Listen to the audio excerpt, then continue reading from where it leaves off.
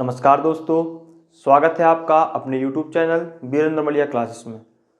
आज के इस लेक्चर में क्लास 9th के नंबर सिस्टम को कंटिन्यू करते हुए हम रैशनल और इरेशनल नंबर के डेसिमल एक्सपेंशन को डिटेल से समझेंगे और उसके साथ ही रैशनल नंबर के बारे में कुछ और महत्वपूर्ण कॉन्सेप्ट जिस पर बेस्ड आपसे क्वेश्चन एग्जाम में पूछा ही जाता है उनके बारे में भी डिस्कस करेंगे। तो आइए देखते हैं। तो सबसे पहले जैसा कि आपने एनसीईआरटी बुक के एक्सरसाइज 1.1 में एक क्वेश्चन देखेंगे, तो हमने इससे पहले आपको बताया था कि रैशनल नंबर क्या होते हैं जिसको P बाई Q के फॉर्म में लिखा जा सके, Q जीरो नहीं होना चाहिए, और P Q क्या होते हैं, को प्राइम इंटीजर्स होते हैं, को प्राइम इंटीजर्स। ये जनरल बात हमने आपको बताई थी। फिर इसके बाद डेसिमल एक्सपेंशन के बारे में भी बताया था हमने लास्ट लेक्चर में। यहां पर हमें उसको डिटेल में पढ़ना है।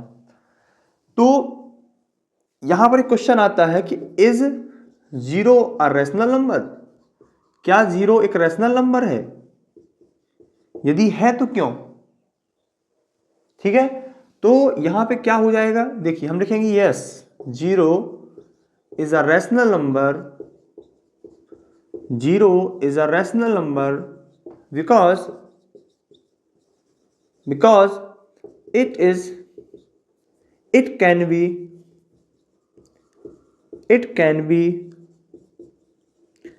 represented as 0 by 1। इसको 0 by 1 में लिखा जा सकता है, मतलब कि वो P by Q के फॉर्म में लिख रहे हैं। 0 और 1 इंटीजर्स भी हैं और 1 जो है वो 0 नहीं है, मतलब नॉन जीरो डिजिट होनी चाहिए नीचे, है ना। तो इससे सेटिस्फाई कर रहा है हमारी रैशनल की कंडीशन को, मतलब क्या है, इंटीजर है।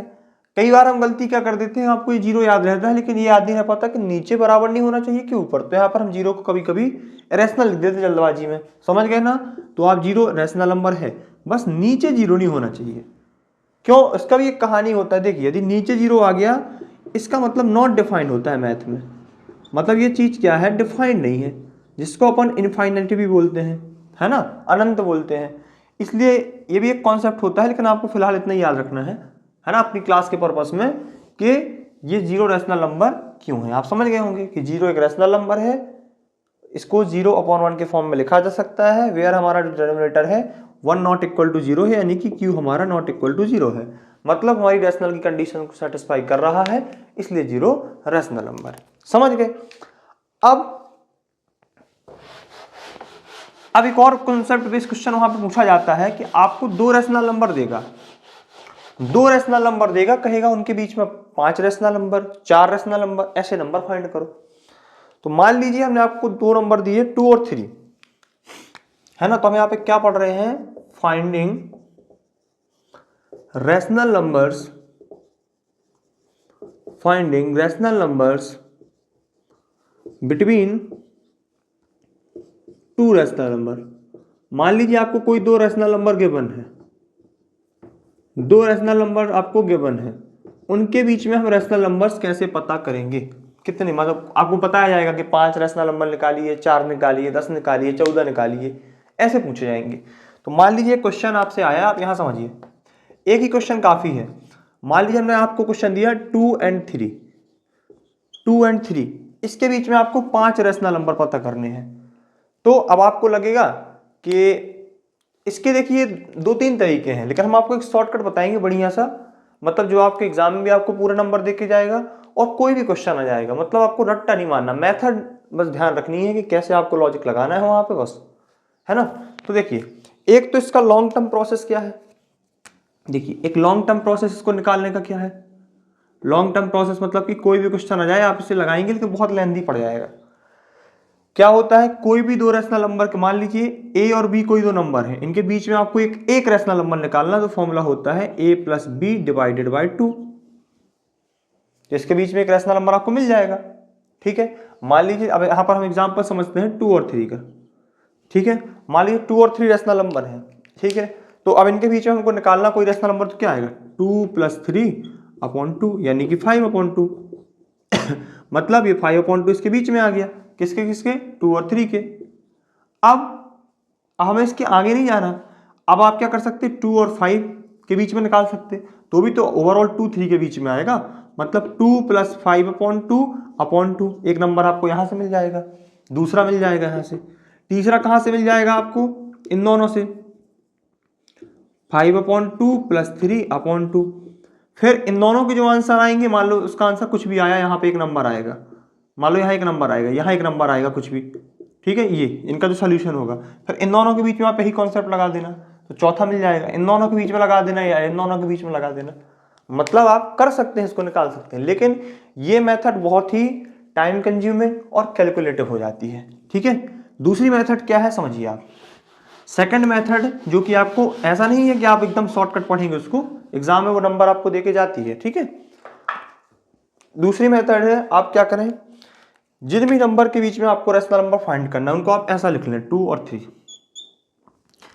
अब आप एक सेम नंबर पकड़े, एकदम सेम नंबर, उसका मल्टी इसमें ऊपर नीचे करें और उसमें भी करें, और आप ये चीज देखें, इनके बीच का जो गैप है वो 5 बनना चाहिए, 5 से कम नहीं बनना चाहिए।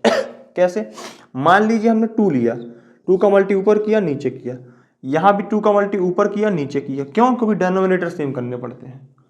क्या हो जाएगा इसका, 2 2 4/2, इसका हो जाएगा 6/2, इसके बीच में कितना नंबर आ रहा, 1, 5/2, मतलब हमको चाहिए 5 है, मतलब इससे मल्टी में काम नहीं चल रहा है हमारा, 2 से मल्टी में, कम से कम हम 4 से करें, 5 से करें, 3 से भी नहीं करेंगे, बहुत पास आएगा।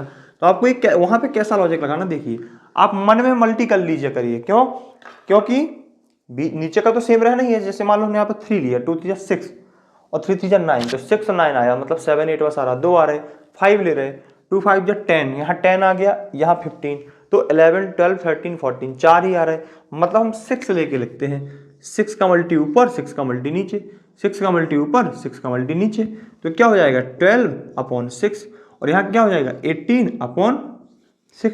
काटना नहीं है इनको, वहीं पहुंच जाएंगे। अब इनके बीच में देखते हैं हम नंबर आ पा रहे कि नहीं, वही 5 देखिए, 13/6, 14/6, 15/6, 16/6 और 17/6, और नेक्स्ट आएगा 18/6, मतलब आ भी गए, पैटर्न भी हमारा सही है और कुछ कैलकुलेटिव भी करना नहीं पड़ा, समझ रहे हैं ना। तो इसमें जो नंबर कट रहे हैं उसको कट कर दो आप, ये 7/3 हो जाएगा, ये 3 से कटेगा तो 5/2 हो जाएगा, ये 2 से कटेगा तो 8/3 हो जाएगा, मतलब हम यहाँ पर ऐसा लिखेंगे। फिर इसको आप इसको भी ओरिजिनल फॉर्म में अपने ले आइए, और इससे आगे की तरफ बढ़ रहे हैं तो आप ऐसे यार खोलते जाइए, 13/6, 7/3, 5/2, 8/3, 17/6 और ये 3 है, मतलब हम यहाँ पे लिख देंगे 5 rational number between 2 and 3 are 13/6, comma लगाएंगे फिर आपसे। जब आपको ऐसा लिखना है, इसके बाद आप इतना भी लिख के आ जाएंगे तो नंबर आपको मिल जाएंगे, लेकिन आपको हैंस करके लिखना है, rational number between 2 and 3 are 13/6, 7/3, 5/2, 8/3 and 17/6। तो ये मेथड होती है परफेक्ट नंबर आपको रैशनल नंबर निकालने के लिए बीच में, ठीक है। अब यहाँ पर नंबर आपको माइनस में मिलेगा तो आप माइनस में भी कभी कभी कर ले जाएंगे, जैसे मान लीजिए यही हमने कर दिया होता -2 और 3, समझिए आप इस क्वेश्चन को, मान लीजिए, है ना, मान लीजिए हमने यहाँ पर, आप इसको नोट कर लीजिएगा, ठीक है। तो यहाँ पर हमने मान लो 5 रैशनल नंबर ही आपको निकालने हैं, और हमने वहाँ पे कर दिया, आपको यहाँ -2 कर दिया होता है, ये 3 ही है। आप यहाँ पर फिर मल्टीप्लाई करेंगे तो क्या करेंगे, मान लीजिए आप यहाँ -2 लिखें, यहाँ 3 लिखें, आपने यहाँ का 2 का मल्टी किया और यहाँ भी 2 का किया, तो क्या हो जाएगा -4/2 और ये हो जाएगा 6/2। अब आप शुरू इसको कहाँ से करेंगे, -3, -2, -1, 0, 1 2 3 4, मतलब बहुत ज़्यादा पड़ गया। तो आप यदि यहाँ पर आप देखिए, हम यहाँ पर डायरेक्ट नंबर ही लिख पा रहे हैं, डायरेक्ट 4 नंबर आ रहे हैं, 5 के नहीं। देखिए आप कैसे, -1 0 1 2, मतलब 4 आ रहे हैं, 4 आ रहे हैं, है ना। देखिए -1 0 1 2 4 आ रहे हैं, 3 में तो वो खुद आ रहा, बीच में लेना पड़ता 5, मतलब आपको कोई ना कोई इसमें मल्टी करना ही पड़ेगा। तो आप 2 से करके देख लीजिए, 2 का मल्टी यहाँ और 2 का मल्टी यहाँ, है ना। तो यहाँ पर 2 का मल्टी किया हमने, तो -4/2 और यहाँ आ गया 6/2। अब आप क्या करेंगे, -3/2, -1/2, 0/2 यानी 0, 1/2 और 2/2, 2/2 यानी कि 1 आ जाएगा। अब आपको यहाँ सोचना नहीं है कि अब ये 3/2, 4/2, 5/2 फिर आ रहा 6/2, तो कहाँ जाएंगे। हर बार ऐसा नहीं होगा कि फिक्स नंबर ही बीच में आए, फिक्स नंबर का मेथड हर जगह साइट नहीं होगा, लेकिन ये भैया लिख के ये आएगा ना कि इनके बीच में निकालो, ये थोड़ी बोला कि फिक्स ही निकालो। दो रेशनल नंबर के बीच में इनफाइनाइट नंबर होते हैं, है ना, क्यों, उसमें पॉइंट में काफी सारे नंबर होते हैं, जैसे 2.1, 2.11, 2.1111, 2.12, कुछ भी, मतलब अनंत, पता ही नहीं कितने बन सकते, हमको 5 निकालना। तो ये मेथड हर बार सेट थोड़ी होगी कि एकदम फिक्स पहुंचे हम वहां तक, है तो इनके बीच में ही, भले एक्स्ट्रा और बच रहे हैं। अब आपसे 8 भी पूछता तो हम लिख देते, 7 ही पूछता तो बना देते इन्हीं से, है ना।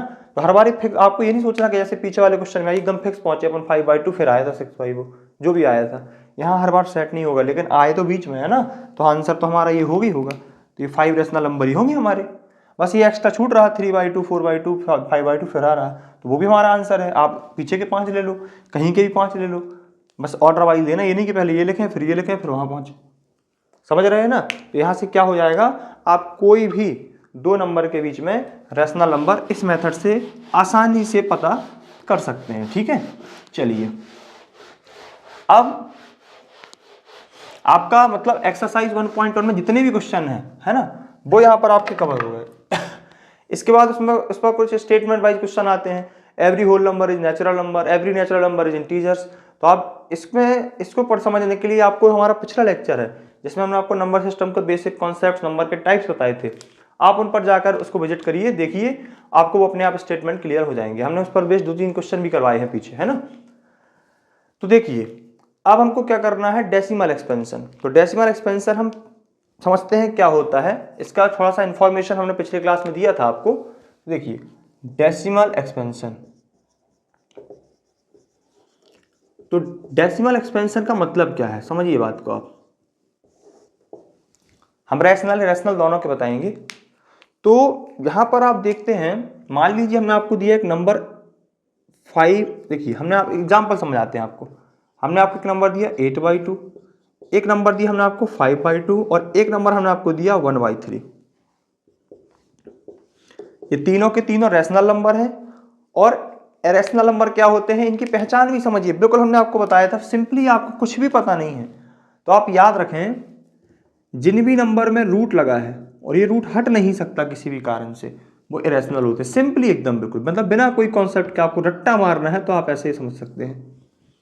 जिन भी नंबर में रूट लगा और वो रूट हट नहीं रहा किसी भी तरीके से सॉल्व करने के बाद भी, तो वो इरेशनल होगी। अब ऐसा नहीं कि आप रूट 16 को भी इरेशनल कह दें, इसका आंसर 4 होता है। कहीं ऐसा लिखा √2 और 3√2, तो आप इसको भी इरेशनल कह दें, ये हट जाएगा, √2 2 हो जाएगा, 3 6 तो इरेशनल हो जाएगा। मतलब आपको ऐसा रट्टा नहीं मारना है कि सर ने कहा था रूट लगा है बस लगा देना इरेशनल, ऐसा नहीं। रूट सॉल्व करें, यदि वो कहीं तरीके से हट रहा है, हो सकता है क्वेश्चन में कहीं से कट जाए, माइनस हो जाए, उसको सॉल्व करने के बाद आप फाइनल आंसर देखें, फिर भी रूट नहीं हट रहा तो इरेशनल होगा। सिंपल बिल्कुल, ठीक है। तो आप यहां पर देखें, आप इसको कट कर रहे हैं, 2 4 जा, ये 4 आया, आपने इसको कट किया, 2 का डिवाइड 5 में किया, 2 2 जा 4, 1 आया, 1 में तो जाएगा नहीं, पॉइंट लगाया, 0 बढ़ाया, 2 5 जा 10, तो मतलब इसका आंसर आपका 2.5 आया। आपको ऐसे सॉल्व करके देख लेना है, हम आपको समझाने के लिए बता रहे हैं कि ऐसे क्यों आया, ठीक है। अब 3 का आपको 1 में करना है, समझिए बात को, आप पॉइंट लगाएंगे, 0 बढ़ाएंगे, 3 3 जा 9, 1 आया, पॉइंट लगा है, 0 बढ़ाएंगे, 3 3 जा 9, पॉइंट लगा है, 0 बढ़ाएंगे, 3 3 जा 9, मतलब ये पैटर्न आपका चलता जाएगा, मतलब 0.333 और यहाँ 0 लगा सकते हैं, डेड डेड डैश। तो आप देखिए यहाँ पर 3 रेशनल नंबर के अलग अलग आंसर आए हैं, अलग अलग पैटर्न में आंसर आए हैं। कैसे,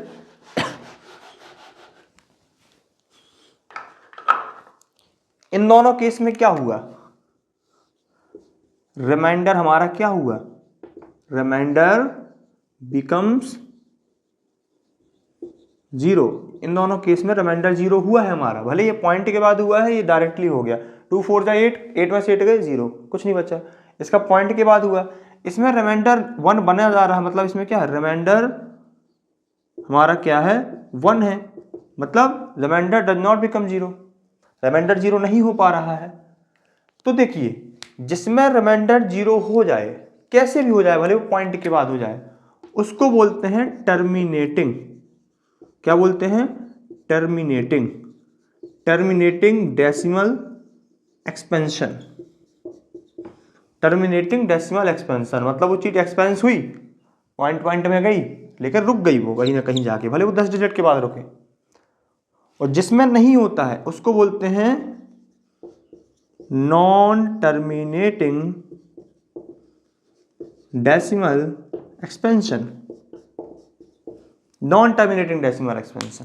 तो आप अभी इतना समझिए, आपको रेशनल के बारे में आसानी से क्लियर हो जाएगा। अब हम लेते हैं एक रेशनल नंबर को, हमने तीनों के तीनों रेशनल लिए थे, अब हम एक रेशनल नंबर लेते हैं √2। अब √2 को आपने रेशनल क्यों कहा समझिए, इसी के टर्म से बताते हैं।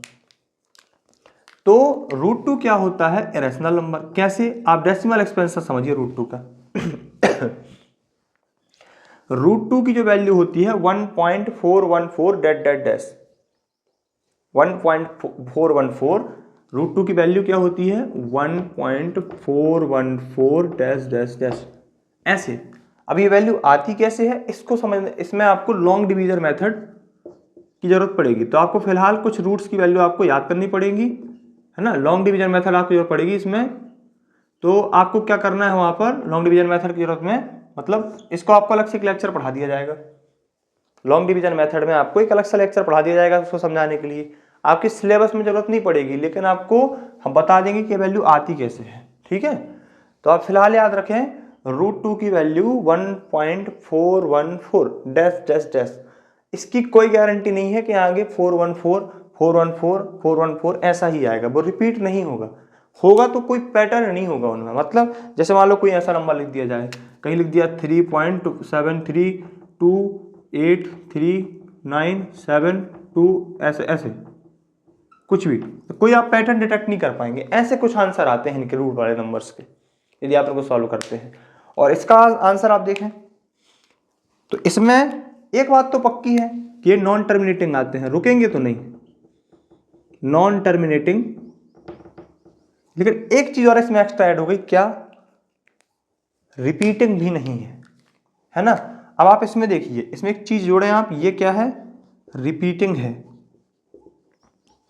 और ये नॉन रिपीटिंग है। क्या है? Non repeating.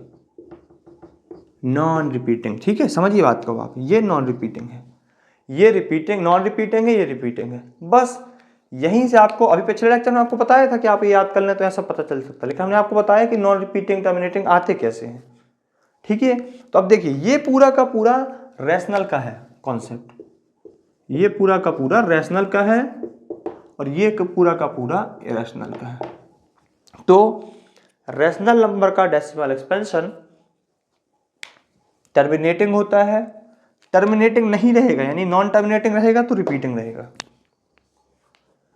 इरेशनल नंबर का डेसिमल एक्सपेंशन नॉन टर्मिनेटिंग तो होता ही होता है, और साथ में नॉन रिपीटिंग, मतलब किसी पैटर्न को फॉलो नहीं करेगा, ठीक है।